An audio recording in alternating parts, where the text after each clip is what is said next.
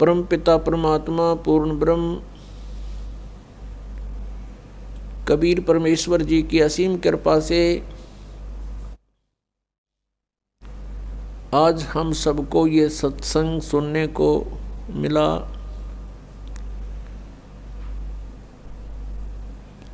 बहुत ही पुण्यकर्मी प्राणी को मनुष्य शरीर प्राप्त होता है। उससे भी पुण्यकर्मी प्राणी वो है जो सत्संग प्राप्त कर लेता है। पुण्यात्माओं, आप सभी उन विशेष पुण्यात्माओं में से हो, परमात्मा की आप विशेष प्रियात्मा हो जो सत्संग सुन रहे हैं। सत्संग में आने से हमें ज्ञान होता है कि हमारा जन्म हुआ किस लिए,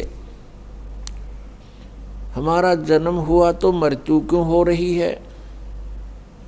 हम सारा जीवन जिन भी वस्तुओं को कलेक्ट करने में लगा देते हैं,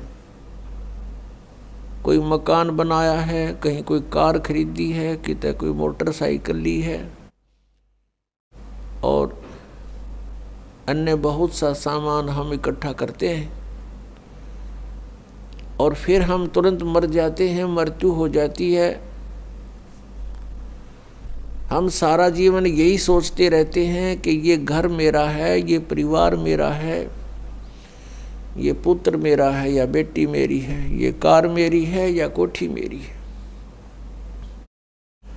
मृत्यु के तुरंत बाद इस शरीर का अंतिम संस्कार कर दिया जाता है और जीव का पता नहीं वो कहाँ चला जाता है। तो ये हमारा कहाँ था, ये हमारा कैसे हुआ,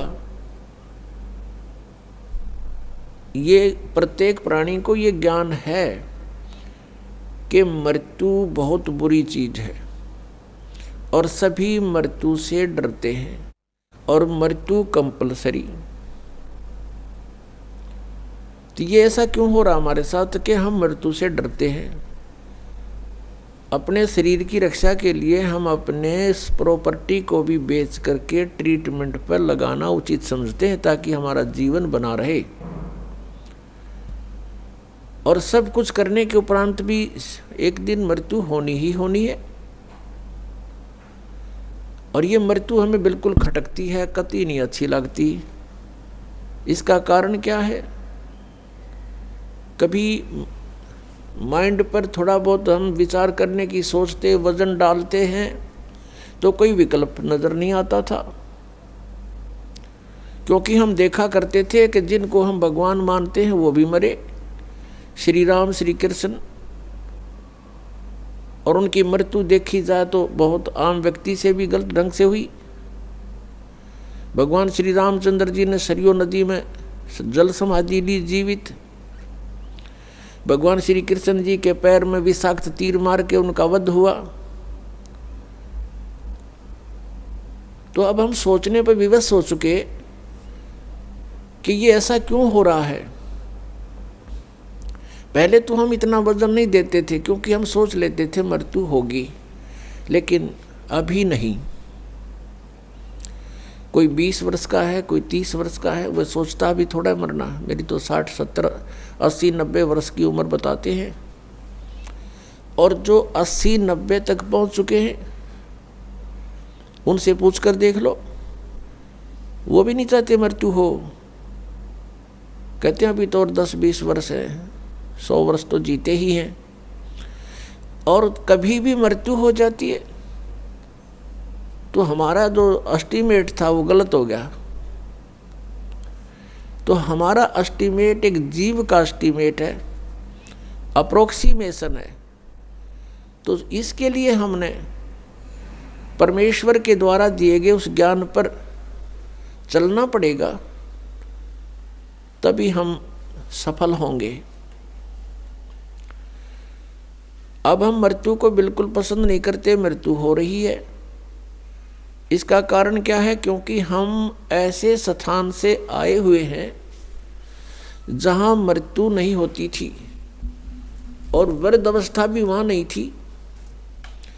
प्राणी मनुष्य जीवन प्राप्त करके बुढ़ापा पसंद नहीं करता और कंपलसरी मृत्यु पसंद नहीं करता, कंपलसरी होएगी। तो ये वहाँ नहीं थी जहाँ से हम आ गए अपनी गलती करके।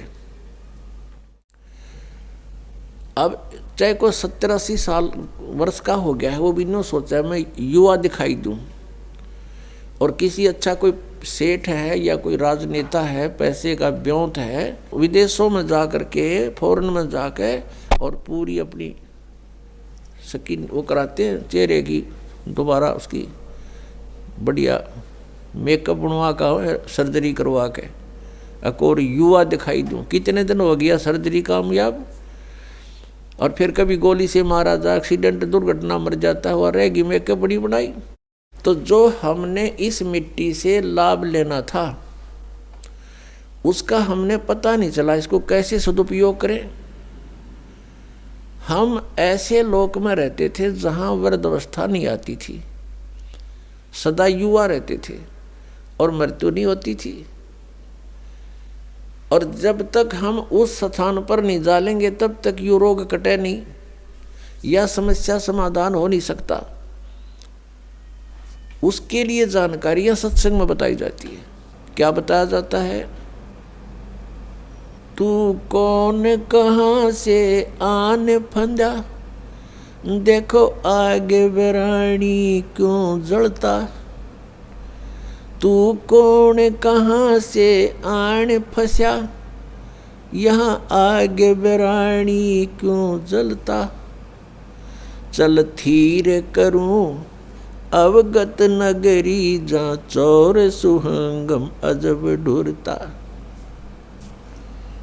क्या बताते हैं कि तू कहाँ से आके फंस गया और यहाँ बिरानी आग में जल रहा है,